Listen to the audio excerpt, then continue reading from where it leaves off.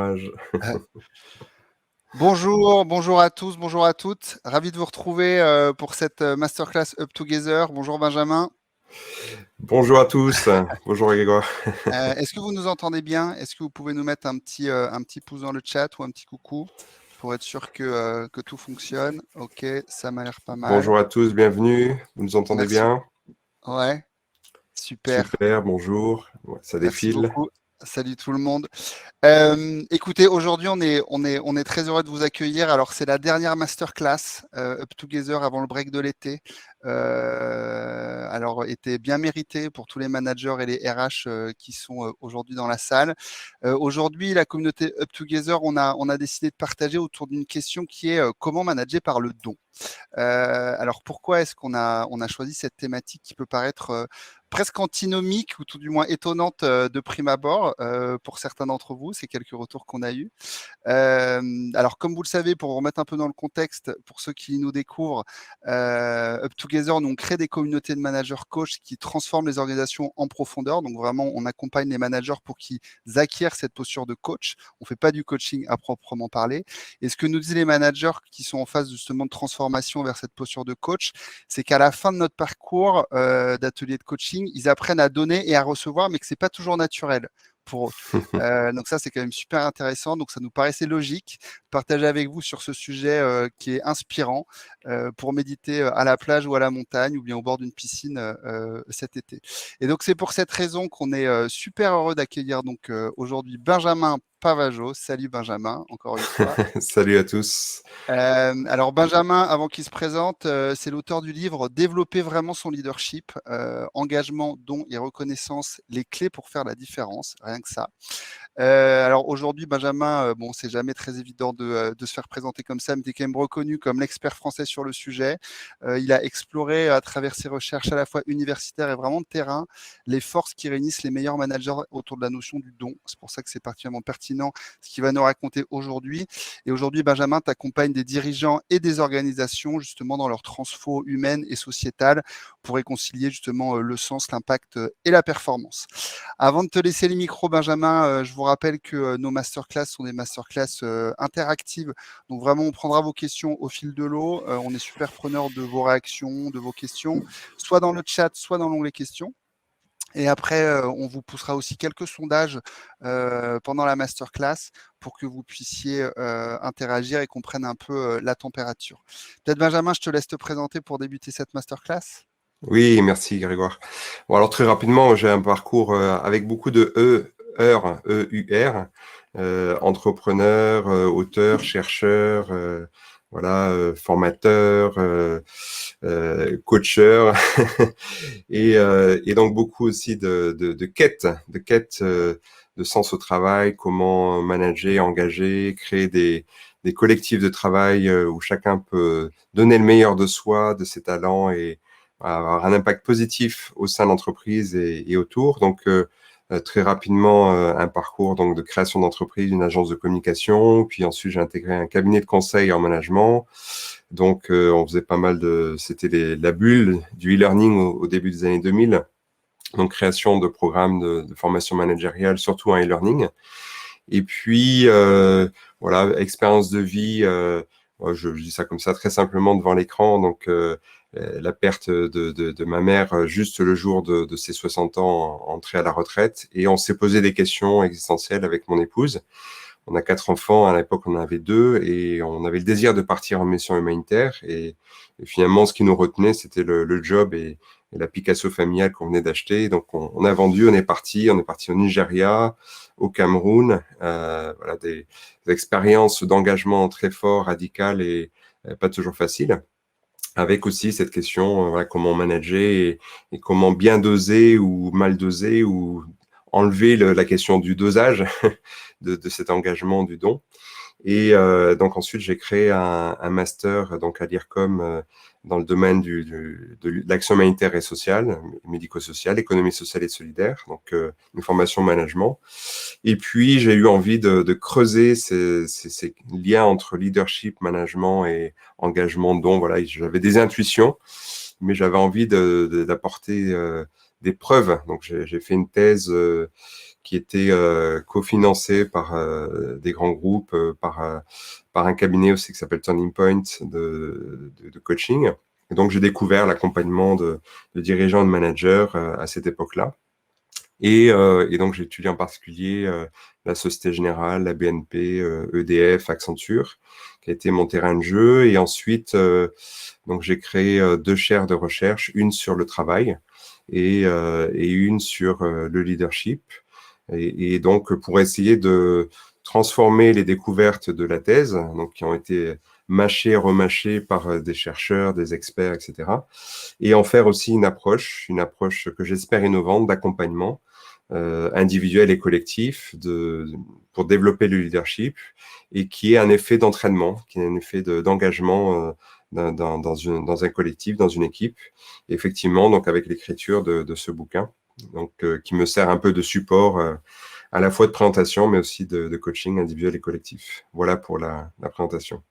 Top, merci beaucoup. Peut-être Benjamin, pendant que tu mets ta présentation en ligne, peut-être on a préparé un petit sondage pour un peu prendre la température que je viens de vous publier. Donc je vous invite à aller dans l'onglet sondage pour y répondre. C'est d'après vous, quel profil de travailleur est en haut de l'échelle de la réussite professionnelle? Donc performance, résultat, vraiment des choses visibles. Est-ce que c'est les givers, c'est ceux qui préfèrent donner plus que recevoir, les takers? Ils aiment avoir et recevoir plus qu'ils ne donnent. Ou les matchers, c'est ceux qui calculent un équilibre entre les deux. Donc, on vous laisse répondre pour un peu prendre la température. C'est dans l'onglet sondage. Je sais pas Voilà, si, parce que Benjamin, tu vois les résultats qui se mettent en place? non, pour l'instant, ah ben il faut que je vote alors. Il faut que tu votes. Ouais. Toi, tu connais la Allez, je vais réponse. voter. Attention, la réponse est contre-intuitive. Je vous donnerai la réponse des recherches sur le domaine. Donc, réfléchissez bien. Donc, les matchers, les takers, les givers. Alors, c'est un terme anglais parce que c'est plus simple et il y a une étude qui y fait référence, donc dont on parlera tout à l'heure. Et souvent, la question qu'on me pose, c'est voilà, cette question du don. Est-ce que c'est pas un peu bisounours? Est-ce que c'est pas voilà, c'est des questions un peu privées, voire familiales. Qu'est-ce que ça a à faire avec le monde du travail, le monde du management? Et on va voir ensemble qu'il y a de plus en plus d'études et de pratiques qui se centrent sur cette logique du don qui fait partie de notre nature humaine. Donc, on va essayer d'en parler. Grégoire, tu me donnes le go, je Vas-y, c'est lance. parti. Je t'en C'est prie. parti.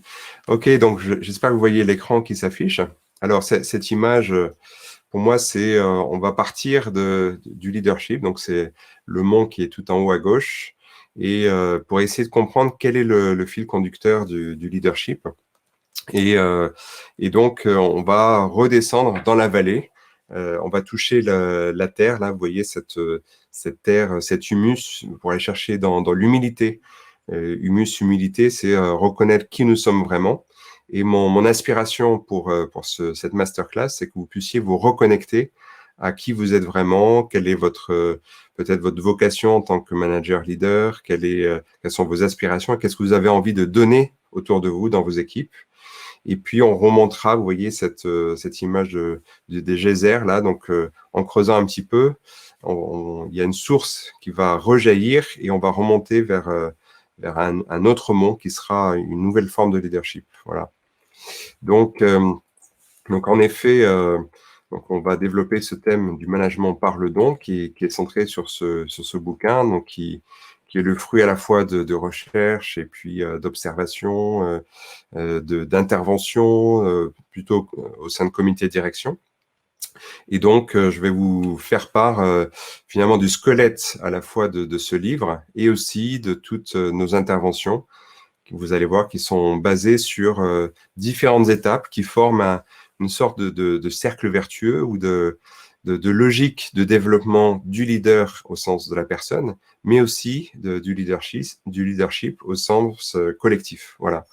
Donc, un leader donateur, on va voir ce que c'est. C'est quelqu'un c'est un leader qui s'est construit à force de donner, à force de recevoir. Donc, il se construit à partir de tout ce qu'il a reçu dans son enfance, dans sa formation, son expérience professionnelle. Et donc, cette histoire de don va contribuer à développer une identité et une mission de leader pour entrer ensuite dans ce qu'on appelle un ruban de Mobius. Alors, je ne sais pas si vous connaissez ce phénomène. Je vous invite à prendre une petite feuille de papier, si c'est possible, pour autour de vous, une feuille toute simple, et puis vous essayez d'en faire un ruban. Vous voyez, vous débrouillez pour la plier peut-être en 4 fois sur la longueur. Donc, c'est une petite métaphore qui j'espère, exprime l'idée que je veux défendre aujourd'hui. Alors, en fait, cette feuille, c'est vous, tout simplement. C'est une image, hein, évidemment. Donc, il y a une face interne, c'est la face blanche, c'est ce que vous êtes. Et la face externe, face de couleur, c'est ce que vous faites, ce que vous donnez à voir. Et donc, évidemment, c'est pas la même chose. Il y a une petite séparation. Alors, si vous avez des enfants ou si vous côtoyez des enfants, vous voyez que souvent, les enfants, il n'y a pas de frontière de séparation entre ce qu'ils sont et ce qu'ils font, ce qu'ils disent.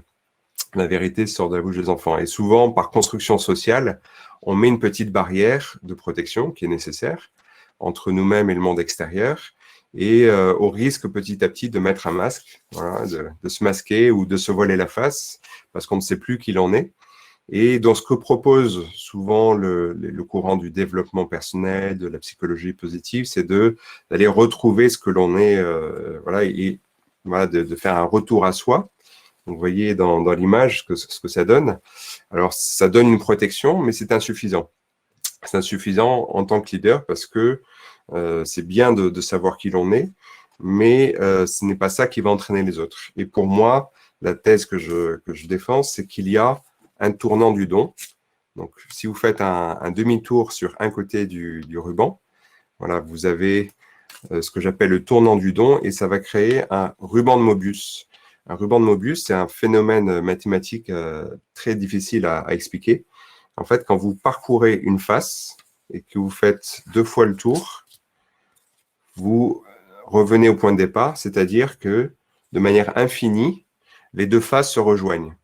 Donc, l'idée, c'est que en donnant de manière ajustée, donc la question, c'est comment donner en tant que leader de manière ajustée pour que ce que vous êtes puisse être transmis, puisse donner envie aux autres, que vous puissiez incarner ce que vous êtes à travers des actes concrets, et donc il y ait une sorte d'authenticité et un cercle vertueux qui se définit, qui se développe au fur et à mesure de votre engagement en tant que manager.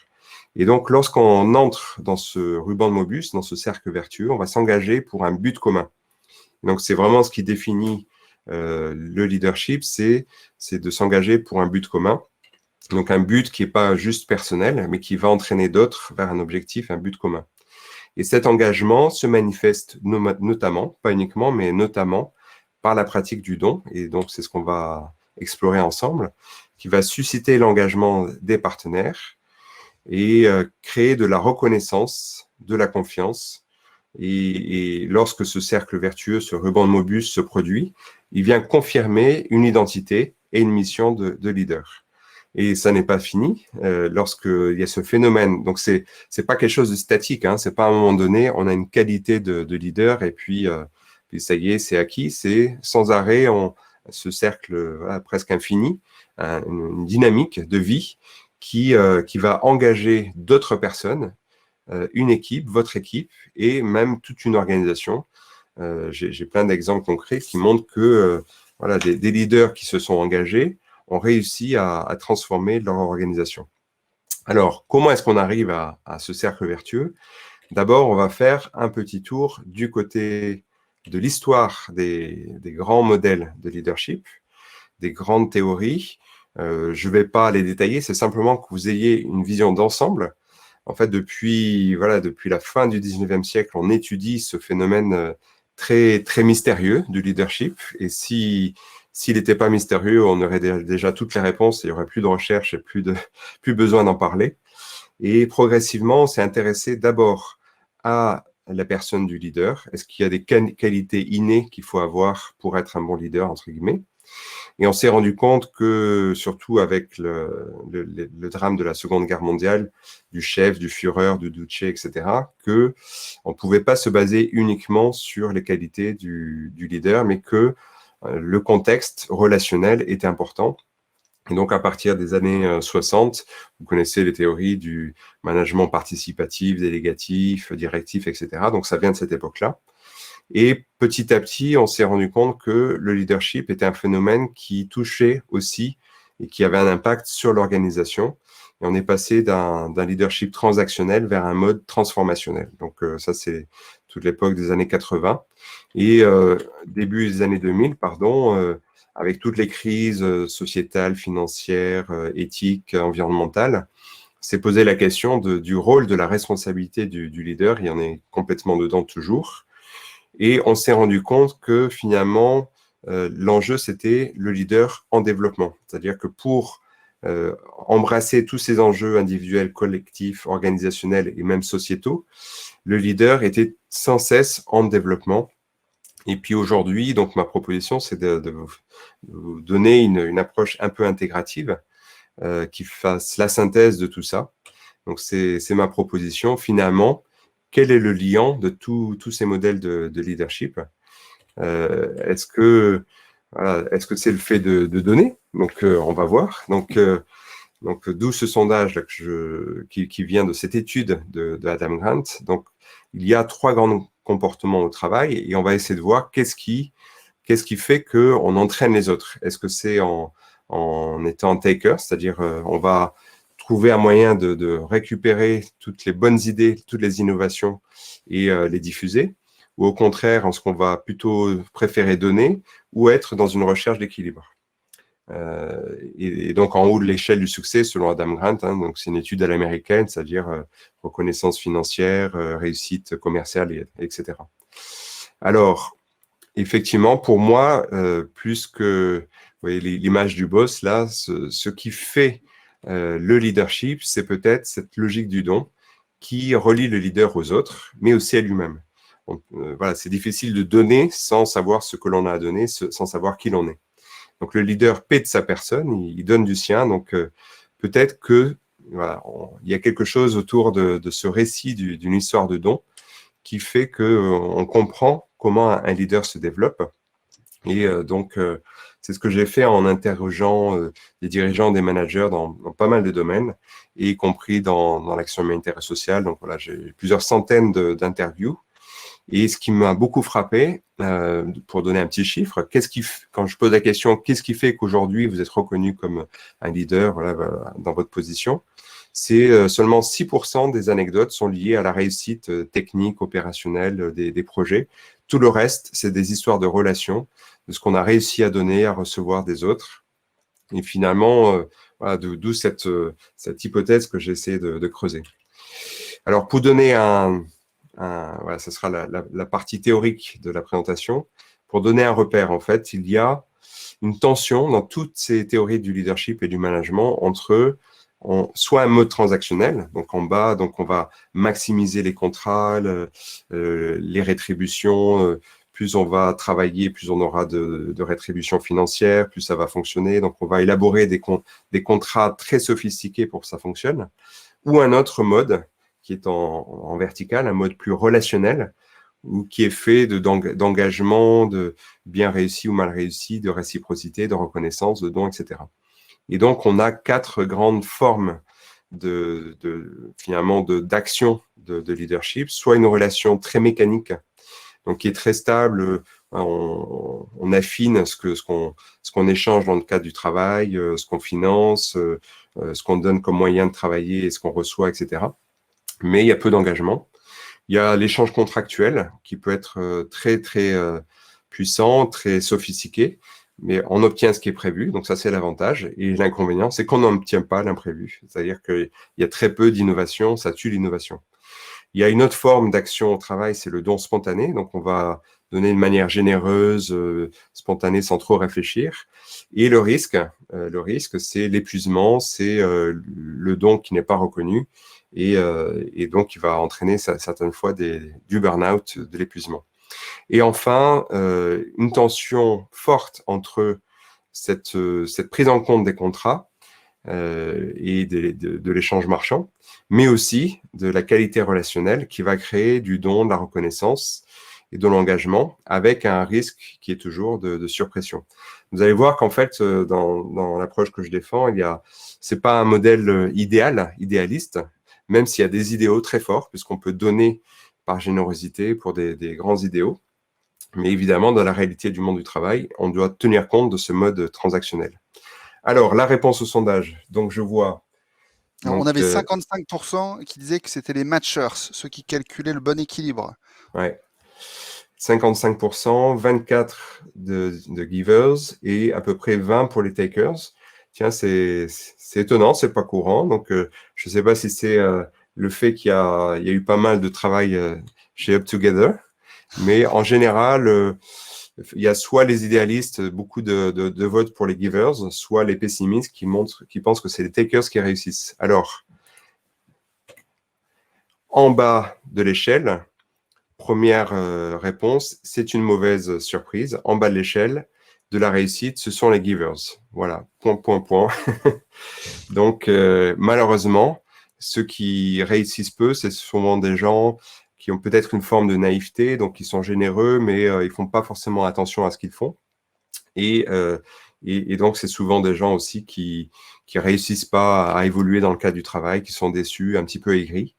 Alors, si j'étais en face de vous, qu'est-ce que vous mettez en haut de l'échelle? Donc, vous répondez des matchers. Eh bien, non, perdu. Et ça n'est pas non plus les takers. Les takers, ils réussissent pendant un temps, mais au bout d'un moment, ils plafonnent. Et en fait, ce sont aussi les givers. Donc, en bas de l'échelle, vous avez des givers. Et en haut de l'échelle, vous avez aussi des givers. Donc, ce sont des gens qui sont aussi ambitieux que les takers. Sauf que la différence, c'est qu'ils acceptent de prendre un risque, de perdre pour peut-être gagner sur le long terme. Et finalement, ils arrivent à faire la distinction entre le prendre et le recevoir. C'est-à-dire qu'ils peuvent recevoir les bonnes idées des autres et puis les valoriser, les reconnaître, les diffuser. Et par contre, ils vont susciter un engagement et démultiplier l'aide, l'impact de leur qualité de don. Donc, c'est ça qui va les distinguer. Et finalement, quand on regarde, si on reprend le même schéma, on a les takers qui sont vraiment dans l'échange contractuel, le matchers qui cherche une relation mécanique. Donc, c'est une zone de protection, une zone de confort, mais ça n'entraîne pas d'innovation, il n'y a pas d'effet de leadership. Et la vraie transformation, elle n'est pas uniquement dans le fait de donner de manière spontanée, parce qu'on va donner peut-être sans réfléchir à notre responsabilité, surtout en tant que manager. Mais pour moi, ce sont les leader givers qui vont réussir à tenir compte de manière réaliste des contrats de l'échange marchand, tout en valorisant cette culture du don. Voilà, donc c'est ce qu'on va explorer. Voilà, le temps passe vite, il faut que j'accélère un petit peu. Grégoire, tu me modères, hein, si Vas-y, n'hésites vas-y. pas. Et après, on va aller voir concrètement quelles sont les formes de dons qui fonctionnent. Alors, juste pour terminer sur cette montagne du leadership, revenons aux fondamentaux. J'aime bien aller dans l'histoire des mots. Donc, l'étymologie du leadership ou de leader, ça vient de to lead, qui veut dire conduire. On voit tout de suite qu'évidemment, il faut des bonnes qualités, mais ça ne suffit pas. C'est un processus. Et si on rajoute le suffixe en anglais ship, to leadership, ship, c'est l'état, la condition de porter une charge. Et ça, c'est dérivé de to shape, se laisser transformer, façonner. Et si on va dans l'indo-européen, donc encore plus ancien au Moyen-Âge, donc late, ça veut dire en fait, après en anglais, ça donnait to live, to die to oneself. Donc ça veut dire quitter quelque chose, abandonner quelque chose, voire même mourir à quelque chose, mourir à soi-même. Donc il y a une forme d'abandon pour aller vers un nouveau but. Et donc je cite un manager chez Accenture. Donc le leadership authentique, c'est une transformation intérieure et pas une injonction extérieure. Je trouve ça très, très élégant, donc j'ai récupéré ce verbatim. Et ma proposition de définition, en fait, peut-être ça va vous surprendre, vous ne serez pas forcément d'accord. Le leadership est un processus de transformation réciproque. C'est pas d'abord une qualité. C'est vraiment un processus. Ça veut dire que ça se joue dans le temps, ça se joue dans la relation, mais c'est un processus de transformation. C'est-à-dire que le leader, celui qui conduit à un moment donné, est mis en position de conduire les autres et il est transformé par le simple fait de conduire les autres, d'être dans cette situation. Mais il est transformé par l'acte lui-même, mais il est transformé surtout par la relation. Et donc, ce processus, il consiste à se donner en gage, donner un gage de soi, c'est ce qui a donné engagement, hein, donner un gage de soi. Et donc, pour un but commun, ce qui entraîne autrui à donner, voire même se donner pour ce même but. Donc, vous voyez, c'est un processus dans lequel une personne va donner quelque chose qui est cohérent avec ce qu'il est. Et lorsqu'il y a cette authenticité, cette cohérence, eh bien, et que le but commun est jugé comme pertinent, désirable, les autres vont s'engager à leur tour. Et donc, il y a un processus de transformation réciproque, donc qui va s'engager. Vous voyez, pour reprendre cette image, finalement, le fil conducteur de toutes ces théories, c'est la corde qui relie tous ces modèles. Et en fait, pour moi, justement, ce qui nous relie les uns aux autres, ce qui relie les différents modèles de leadership, c'est la logique du don. Voilà. Alors, très rapidement, donc, juste entre parenthèses, ces différentes bulles que vous voyez, ce sont l'objet à la fois d'un chapitre du livre, mais aussi d'approches dans le coaching ou le développement individuel ou d'équipe. Donc, on n'a pas le temps de tout voir, on va se concentrer surtout sur la pratique du don et l'engagement des partenaires. Donc, juste retenez sur la première partie, voilà, quand on descend vers soi, à soi, pour remonter dans l'engagement vers autrui, on se rend compte quand j'accompagne un dirigeant, un manager ou une équipe, c'est qu'en fait, on est fait d'histoires de dons, de ce qu'on a reçu, mal reçu, ce qu'on a réussi à donner, pas réussi à donner. Et tout ça va créer à la fois une force, va confirmer l'identité, mais aussi va créer une insatisfaction. Et j'espère que vous êtes insatisfait, de votre travail, insatisfait de ce que vous n'avez pas encore réussi à accomplir. Et c'est cette insatisfaction qui peut être saine parce qu'elle elle donne envie de s'engager pour un but commun. Et donc, et cet engagement, il se manifeste par une pratique du don. Une pratique du don qui est au milieu du contrat, hein, au milieu du travail. Sauf que jusqu'aux années 2010, on ne le voyait pas, on ne le savait pas. Et là, maintenant, il y a beaucoup de recherches et de pratiques qui s'y intéressent. Et alors, je suis le seul à avoir fait le lien entre leadership et don, mais il y a beaucoup d'études qui montrent que le don au travail est hyper impactant de manière positive. Mais c'est aussi subtil et on verra qu'il y a des conditions pour que ça marche. Alors, le don implique une ouverture, une incertitude, contrairement au contrat ou contrat marchand, où on sait que si on va acheter tant, on va avoir tant, ou si on embauche quelqu'un pour une fiche de poste, a priori, il va rétribuer, il va donner, enfin, j'allais dire donner, oui, il va donner une force de travail en échange. Sauf que là, dans le don, c'est ouvert, c'est incertain, on ne sait pas trop. Et puis, il y a une intensité plus ou moins forte du don de soi. Alors, souvent, enfin, on a commencé par étudier cette question du don au travail via le don à l'organisation. C'est-à-dire qu'on donne pour l'entreprise, on se donne pour l'entreprise. Sauf que plus j'avance dans mes recherches, plus je me rends compte qu'en fait, l'organisation, c'est une personne morale, mais elle est finalement représentée par des personnes physiques. Ça va être le dirigeant, ça va être l'équipe, ça va être le manager, ça va être les collègues. Et on va donner à l'organisation, on va donner dans son travail, on va donner à des personnes. Et puis, il y a une espèce de flou qui rend difficile la compréhension de cette logique du don. Et en fait, justement, une première chose que je vais vous inviter à faire, c'est d'essayer de comprendre qu'est-ce que vous donnez et à qui vous donnez. Est-ce que vous donnez à vos collègues, à vos clients, à vos managers, à vos dirigeants, à l'entreprise? Donc ça, c'est une première étape du discernement, du leadership, pour savoir finalement qu'est-ce que je donne et à qui je donne. Et j'ai repéré, donc ce que vous voyez affiché, différentes formes de dons qui sont plus ou moins ouvertes, plus ou moins certaines d'un côté, et puis de l'autre, plus ou moins intenses. Alors, c'est une gradualité que je propose, qui est plus à vertu pédagogique, qu'on ne peut pas exactement calculer. Ça serait d'ailleurs peut-être dangereux, mais il y a différentes formes de dons pratiquées par un leader. Grégoire, tu me donnes jusqu'à... On donne jusqu'à midi 20 et après on prendra quelques questions. Ça te va? Ok, ça marche. Donc, je vais... Benjamin, Ouais. pour rebondir, c'est vrai que juste te dire que nous, ça dans le téléphone Pardon, sonne. je suis désolé. Qu'il y a Je beaucoup vais écouter. dans les ateliers Up Together, nous, beaucoup de managers qui nous disaient, pour reprendre les verbatims de leur équipe, qui Ouais. disaient, «J'ai l'impression d'avoir beaucoup donné pour l'entreprise, j'ai l'impression que mes collaborateurs ont beaucoup donné, ils sont en train de Mmh. tirer la langue». Voilà, donc c'est vrai que pour rebondir sur ce que tu disais et en fait, ils savaient plus vraiment à qui et pourquoi ils donnaient Ouais. en fait, Excellent, voilà, pour excellent. étayer ce que tu dis. Donc, ce que je propose, c'est de définir d'abord quels sont les types de dons que pratiquent les leaders. Voilà, donc c'est ceux que vous voyez s'afficher. Et ensuite, on verra les conditions pour que ça fonctionne. D'accord? Et effectivement, il y a une première question, c'est à qui est-ce qu'on donne? Donc, d'abord, il y a une forme de don de soutien dans l'activité. Ça fait partie du job de manager que de soutenir ses collaborateurs dans le travail, de leur donner l'outil de travail. Sauf que dans la manière de faire, dans la qualité de présence, ça peut être perçu comme un don. Donc, Ibrahim, par exemple, me racontait qu'il était resté tard le soir pour aider un collaborateur. Et en m'engageant avec lui, en prenant son problème à bras le corps, sans juste lui dire « Ah, ok, courage », comme on pourrait le faire peut-être après une visio à distance, mais en essayant vraiment de le soutenir, j'avais pu justement l'aider. Je sais qu'il avait le sentiment qu'il pouvait compter sur moi. Donc, ça crée la confiance. Et bien, en termes d'engagement, derrière, c'est vraiment plus fort. Donc, l'enjeu ici, le conseil, c'est de viser la qualité du don plus que la quantité.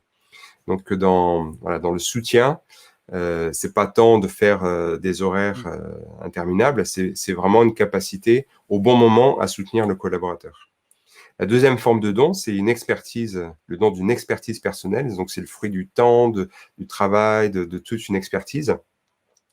Et en fait, donc ça contient vraiment une partie de l'identité, ouais, presque du génie humain que l'on va transmettre. Et voilà, l'actualité fait que j'ai choisi ce verbatim qui est hyper beau, enfin, qui résume bien ce que j'ai envie de vous partager. Ce qui me motive dans mon engagement en tant que directrice, c'est la volonté de transmettre, d'encourager et d'aider mes collaborateurs dans leur développement professionnel. Je donne et je reçois énormément, on est dans l'échange, je peux parfois être agacé ou débordé, mais cette qualité de relation, elle reste. La reconnaissance des collaborateurs, dans la confiance et les encouragements que je leur donne, c'est prenant. Mais je sais que je suis à ma place. Vous voyez, donc j'ai mis en grâce à ma place.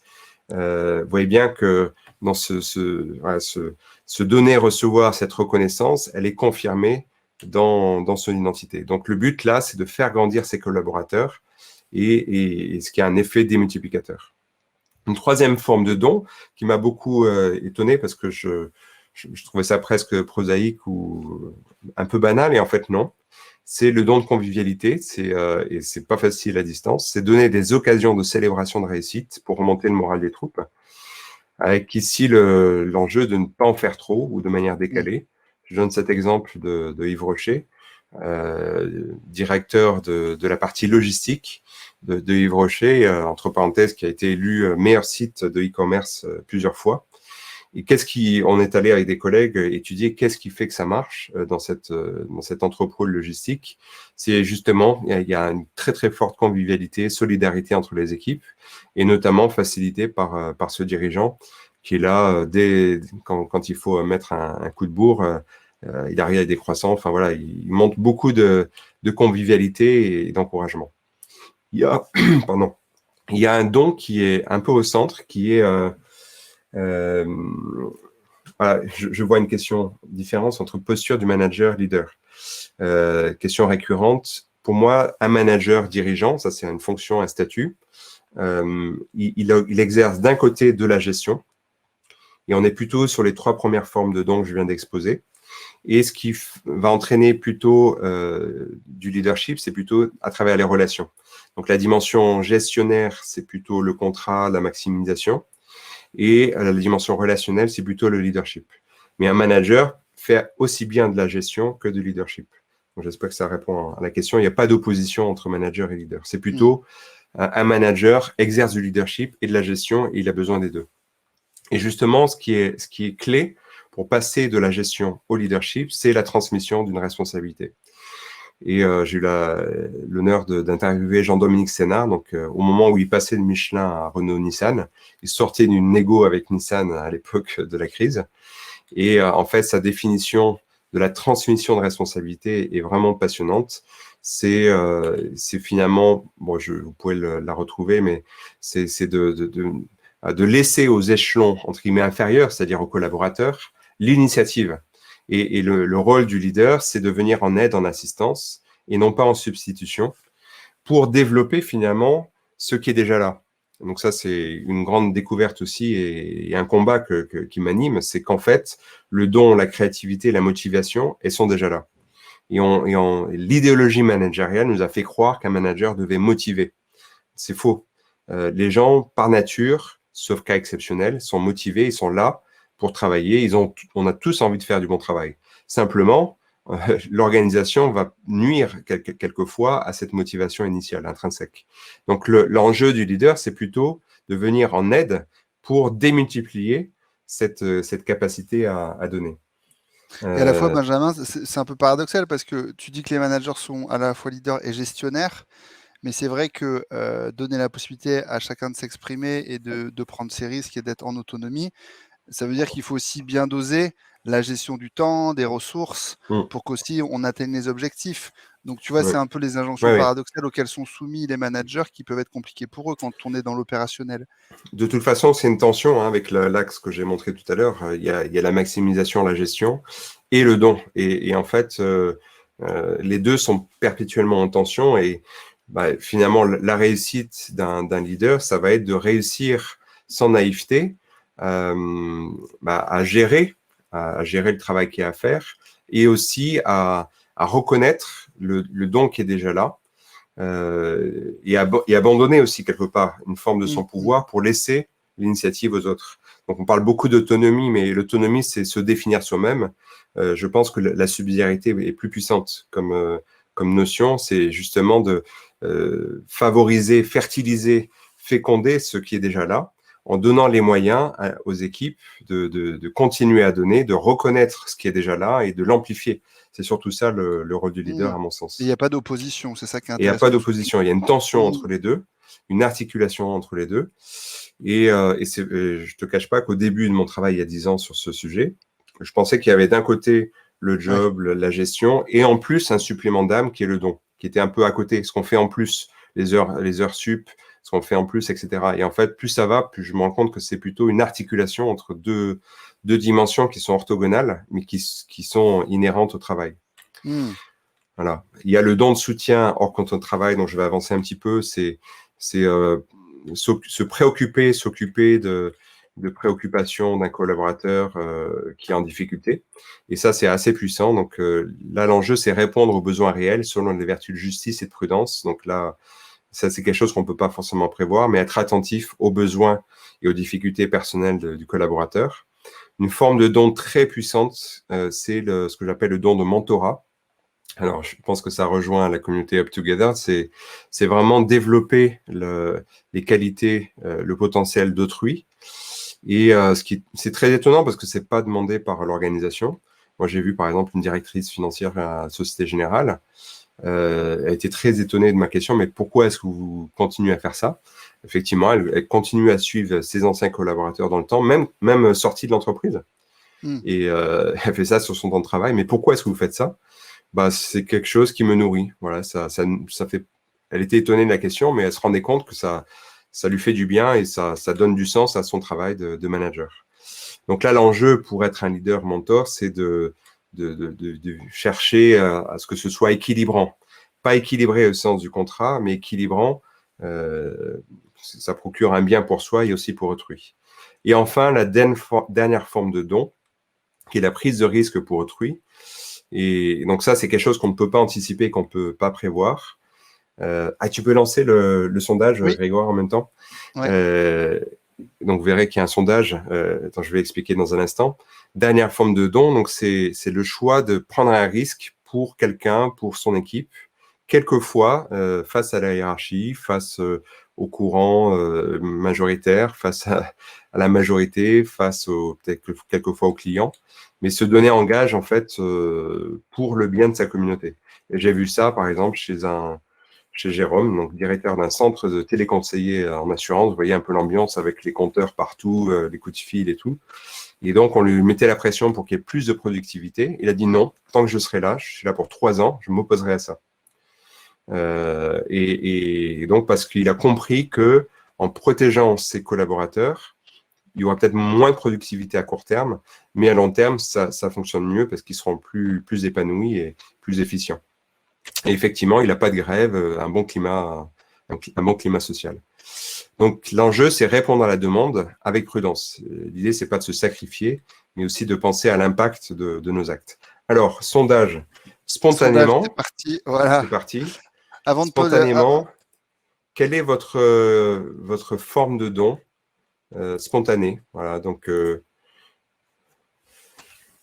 Et après que tu nous dises on a comment est-ce qu'on déjà... équilibre tout ça, est-ce qu'il faut qu'on ait ces 8 dons pour bien manager par le don? Est-ce que c'est l'équilibre? Est-ce que, enfin, voilà, moi, je suis très curieux que tu me dises, c'est vrai qu'il y en a qui apportent les croissants naturellement, d'autres pas, d'autres qui aiment plutôt mentorer ou partager leur expertise. Et c'est vrai qu'en tant que manager, moi, je me dis, mince, celle-là, je ne l'ai pas du tout, est-ce qu'il faut que j'aille la chercher? Hmm. Enfin, bon, je suis curieux que tu me répondes sur ça. Ouais, ok. Alors, du coup, je vais aller sur l'étape d'après, qui est l'engagement des partenaires. En fait, qu'est-ce qui crée l'engagement en retour? Ce que j'ai pu constater, et je suis rassuré par les résultats du vote, du sondage, c'est le don de soutien dans l'activité. Ça, c'est vraiment la base. Si vous ne soutenez pas dans l'activité vos collaborateurs, en fait, vous allez devenir ce qu'on appelle un manager planeur qui est sur ses tableaux de bord et qui est pas dans le travail réel. Donc, vraiment, la première forme de don que je vous encourage à développer, c'est le don de soutien dans l'activité. Et ça a un impact très fort. Et quelque chose qui m'a étonné, et ça c'est très enseignant, c'est ce que m'ont dit les collaborateurs des leaders que j'ai interviewés, qu'est-ce qui vous frappe dans le leadership de votre manager? La réponse, c'est la capacité à redonner en retour. C'est-à-dire que c'est ça qui est génial, c'est que le leader n'est pas celui qui est auto-centré, qui est la propre source du don, qui est le seul donateur, en fait.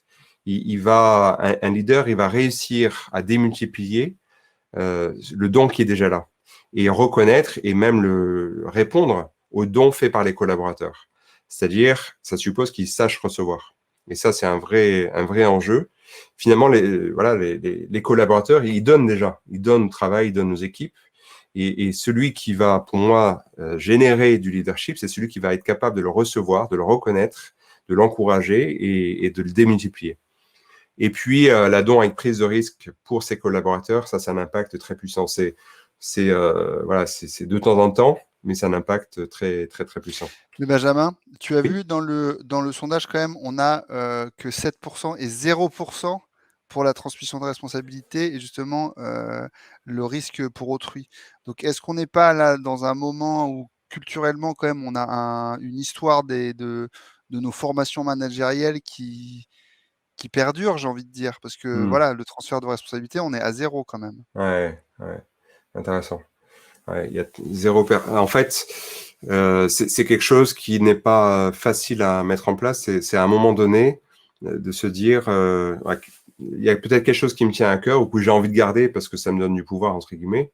Eh bien, je vais le transférer, le transmettre à un collaborateur pour qu'il puisse lui-même exprimer à son tour ses talents, son engagement. Et donc, effectivement, c'est quelque chose d'assez subtil. On peut le faire au moment de la fiche de poste, mais de donner une tâche, une mission aux autres, en fait, ça va créer un engagement très, très fort. Donc, en effet, c'est quelque chose qui n'est pas spontané parce qu'on va vouloir garder quelque part son pouvoir ou garder par bonne conscience ce qui nous semble important de garder comme responsabilité. Or, justement, à un moment donné, de transmettre une mission, transmettre une responsabilité, eh bien ça va générer beaucoup d'engagement. Alors, on va aborder la dernière phase, c'est les risques du don et ensuite les conditions pour que ça fonctionne. Le don n'est pas bon en soi. Donc ça, c'est Ah d'où mince, alors on aussi n'a rien compris alors. le don, c'est une logique subtile. Et la question, c'est à qui on donne, pourquoi est-ce qu'on donne, comment est-ce qu'on donne. Et ce qui est intéressant de voir dans l'étymologie, c'est que il y a une double étymologie latine et grecque. En grec, ça vient de dosis, la dose de poison, l'antidote. Donner une dot, ça crée de la dette, hein, don, dette, dot. Donc c'est quelque chose qui nous empoisonne. Donc on peut être empoisonné par le don, le cadeau empoisonné. Et en allemand, en anglais, ça vient du mot allemand gift, qui veut dire poison. Donc le don peut être un poison, et en fait, le don mal vécu, mal donné, mal reçu, est empoisonnant, est embarrassant.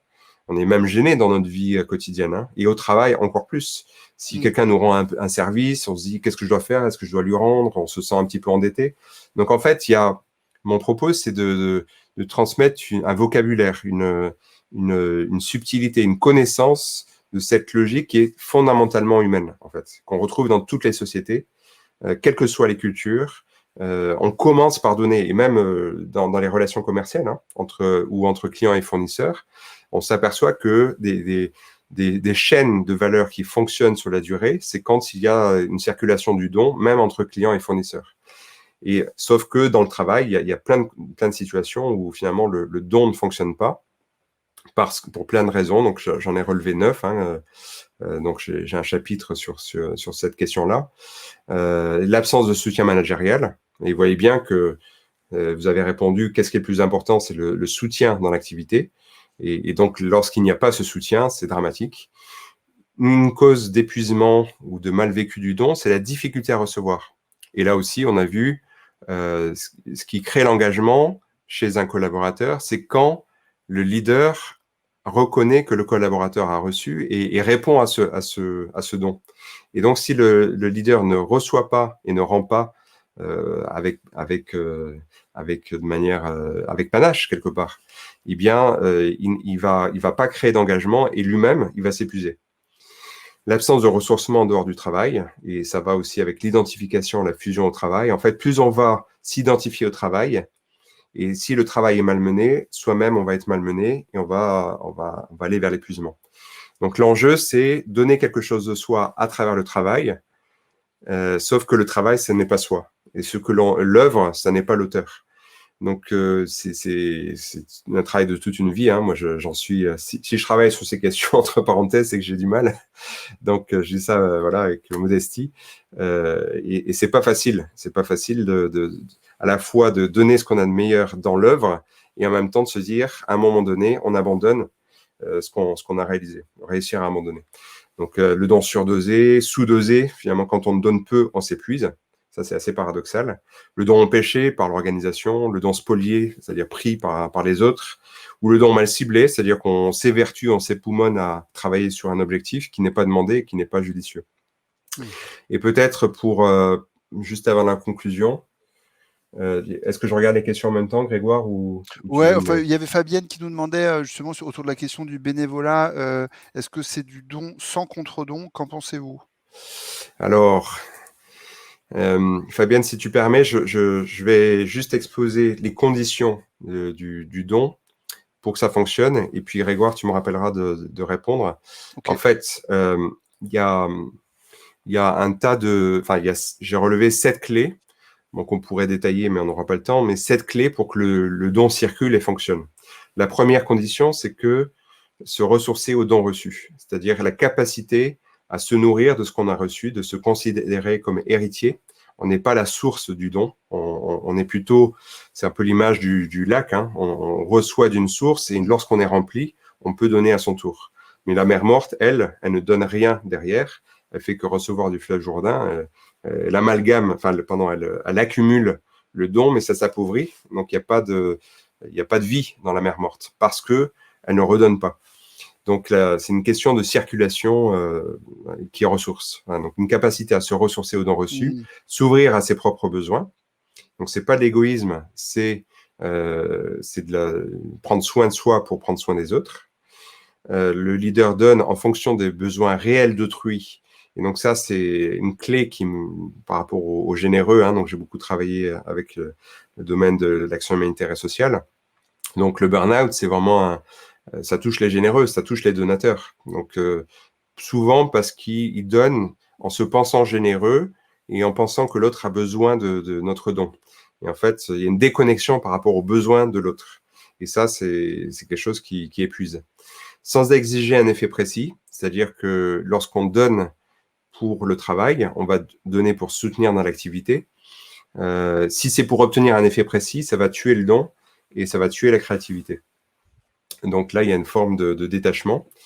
donner sur la durée pour le but commun. Donc ça, c'est cette cinquième clé qui fait qu'il y a du leadership. Parce qu'on donne tout ce travail, mais ce qui va entraîner le processus de leadership, c'est quand ça sera pour un but auquel les autres vont pouvoir s'associer.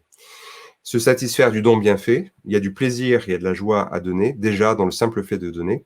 Si en plus c'est reconnu et démultiplié, ça donne une troisième joie, mais il y a déjà une satisfaction au simple fait de donner. Et puis, sans rien exiger en échange. Et là, c'est le bout du chemin, c'est une forme d'abandon en fait. On a donné quelque chose et on abandonne. Donc voilà, donc je reviens sur la question, est-ce que le bénévolat est une forme de don contre don?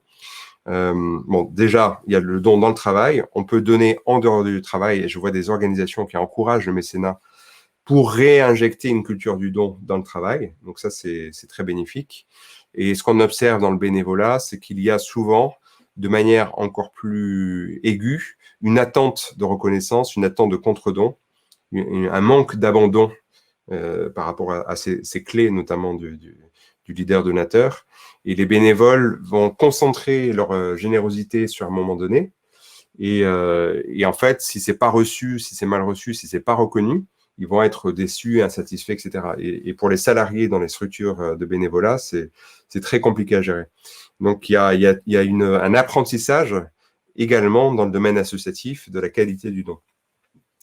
Et Oui. il y avait une question qu'on avait reçue en amont, Benjamin, quoi, qui était comment est-ce qu'on peut faire dans ce que la personne avait appelé un écosystème féroce, où les autres membres du collectif, donc moins N+1, mais N-1, ou bien les autres managers, sont plutôt dans un esprit de compétition que de don. Toi, c'est quoi ton conseil pour les managers? Donc en fait, oui, là, je vous montre le schéma sur comment transformer un collectif. On retrouve les 5 mêmes étapes, sauf qu'on va commencer par l'engagement, la reconnaissance, l'alignement de la mission de l'organisation ou de l'équipe, travailler sur un bout commun et créer un écosystème de dons. Et effectivement, il y a 3, c'est un peu on arrive à la fin du processus, hein, pour que ça fonctionne, pour que ça circule et que ça crée un vrai écosystème de dons. Ça ne peut fonctionner que si, de manière durable, hein, que si on change le système de rétribution, de reconnaissance. Donc, si les leaders ne savent pas reconnaître le don, si la rétribution financière, etc., cherche à étouffer cette logique du don, ou alors, bon, le pire, c'est quand elle est absente, mais ce qu'on constate, c'est que même si les gens sont bien payés ou s'ils ont de bonus, mais que leur contribution personnelle n'est pas reconnue, il y a une vraie perte de sens au travail. Donc, en fait, là, l'enjeu, c'est vraiment de réussir à se dire pourquoi est-ce que je donne. Si dans mon environnement de travail, c'est pas favorisé, c'est pas facilité, à qui est-ce que je donne? Pour quelle intention? Est-ce que c'est pour me satisfaire moi uniquement? Est-ce que c'est pour à l'autre opposé? Est-ce que je suis dans une forme de sacrifice où je m'oublie complètement? Vous voyez, c'est 2 extrêmes qui vont faire que ça ne va pas fonctionner. Donc c'est plutôt, on dit que le bien ne fait pas de bruit et le bruit ne fait pas de bien. C'est petit à petit. Il faudrait développer, mais petit à petit, avec une personne, avec une équipe, de faciliter cette circulation du don, il va y avoir petit à petit un effet d'entraînement. Et ce qu'on observe, hein, je ne sais pas si vous connaissez le dilemme du prisonnier, ceux qui sont généreux, ils perdent au premier tour. Par contre, si vous êtes dans le don sur des coopérations sur le long terme, petit à petit, ce sont les donateurs qui changent la culture. Et donc, ça nécessite peut-être d'y aller à plusieurs, d'où la nécessité de se retrouver avec d'autres leaders donateurs qui vont s'engager petit à petit à changer le système. Donc, vous voyez, Et là, ça... Ouais. juste Benjamin, comme on a à la fois des managers et des RH qui sont présents aujourd'hui, des fonctions RH, comment justement les gens des ressources humaines peuvent comment dire, participer à l'évolution culturelle en interne de cette notion de don? Parce qu'on a beaucoup parlé des managers, comment eux, ils peuvent manager par le don, mais c'est aussi comment est-ce qu'ils peuvent susciter le don en interne, au sein des équipes, interservices.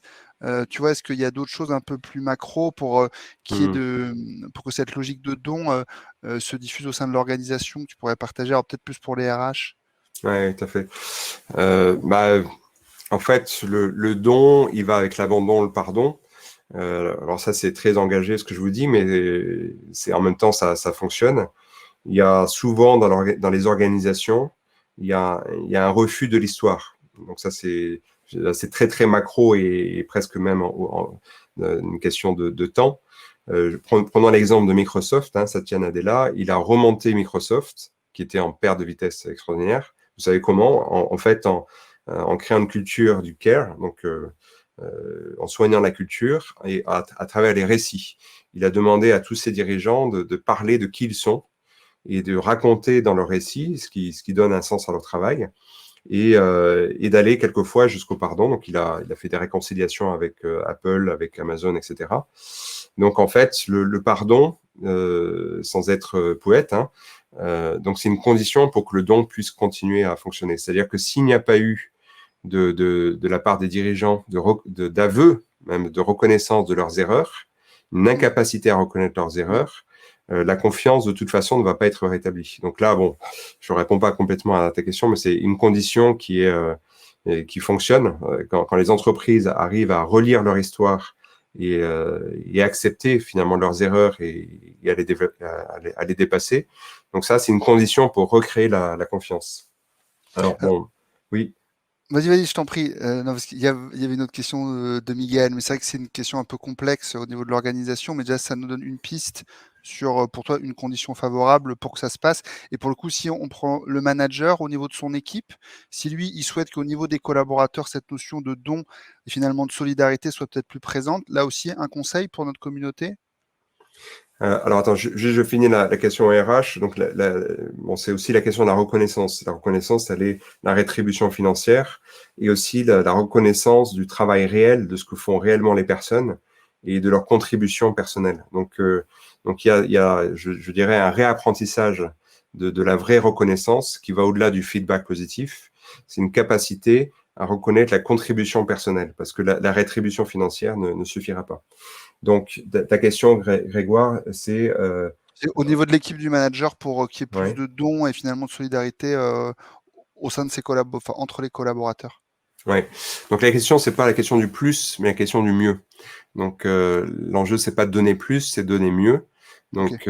Donc déjà, je l'ai dit tout à l'heure, c'est d'aller avec cette intelligence, cette subtilité, enfin ce vocabulaire du don, de repérer finalement ce que les collaborateurs font déjà, ce qu'ils donnent déjà, et sans en faire trop, de manière appropriée, d'aller reconnaître et de le mettre en mots, de dire, voilà, c'est super ce qui a été donné, de raconter ce qui s'est joué, de le célébrer, de l'amplifier au sens de montrer que ça fonctionne et de le faire circuler. Mais bon, ça part déjà de l'attitude du manager, hein, qui va lui-même réapprendre à bien donner de manière ajustée, avec les 7 clés que j'ai développées. Donc, à la fois se dire, j'ai vu une question, c'est difficile de ne pas donner sans attendre un objectif précis, un effet précis. C'est se dire, d'un côté, OK, il y a le job, il y a le contrat, les tâches qui doivent être faites. Donc ça, c'est normal que je les fasse respecter en tant que manager. Mais il y a un moment donné où je vais donner quelque chose de précieux, voilà, un conseil précieux, faire du mentorat, soutenir en dehors du contrat de travail sur des enjeux privés, et quelque part avoir une forme d'abandon et laisser faire à ce niveau-là.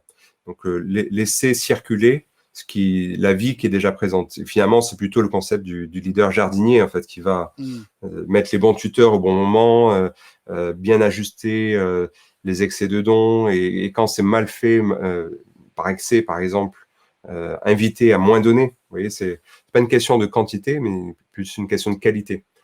Pourquoi Super est-ce que l'on intéressant. donne? Pourquoi est-ce que tu donnes ça? Tu es sûr que c'est approprié? Est-ce que tu en fais pas trop? Et Hmm. puis, les collaborateurs perfectionnistes, ils vont chercher inconsciemment à se reconnaître dans l'œuvre.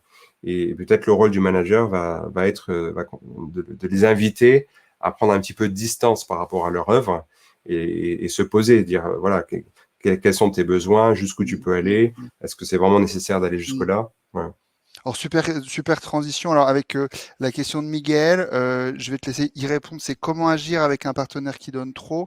Et en parallèle, je vous pousse un autre petit sondage parce que on parlait justement des RH. Pour ceux qui sont intéressés, on fait justement des ateliers de coaching collaboratif entre RH pour que vous découvriez un peu ce qu'on fait. Donc n'hésitez pas à répondre dans le sondage si vous souhaitez y participer. Et je te laisse répondre, Benjamin, à la question de Miguel. Avec un partenaire donc de travail qui donne trop, en fait, la question c'est derrière, il y a certainement un besoin de reconnaissance que nous avons tous. Donc, alors ça dépend si c'est un collaborateur, un collègue, un partenaire. Donc, la capacité à échanger avec cette personne, mais je reviens sur les 7 clés.